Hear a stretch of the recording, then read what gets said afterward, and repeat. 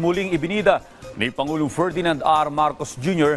ang mga kandidato ng alyansa para sa Bagong Pilipinas sa campaign rally sa Carmen, Davao del Norte. Paalala rin niya sa mga botante maging matalino sa pagboto. Ang detalye mula kay Mela Les Moras.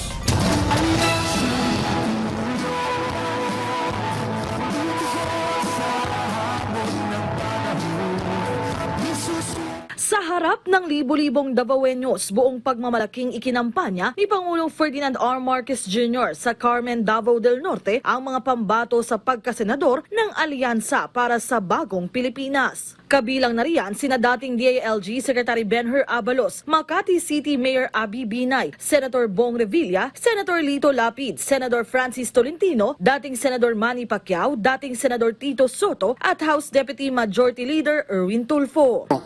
Ang maipapangako ko lamang sa inyo, Davao del Norte, magtatrabaho po tayo para po sa inyo.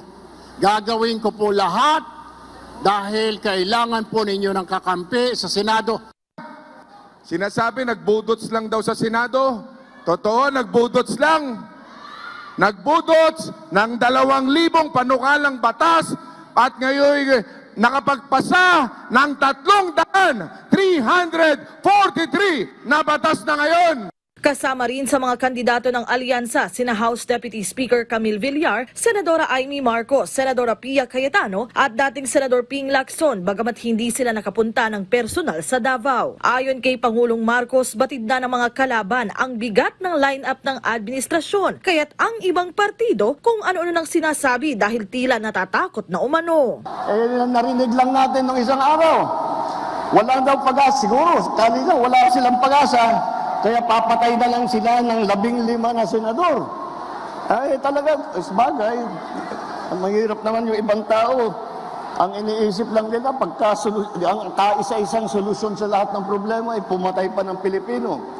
Nakakapagtaka kung bakit ganun. Ngunit, maintindihan mo rin. Dahil kung ako nga ay nasa kabilang partido at itong mga ito ang kaharap natin, ay bako, mahihirap sasabihin ko, mahirap na kampanya ito dahil mabigat ang kalaman.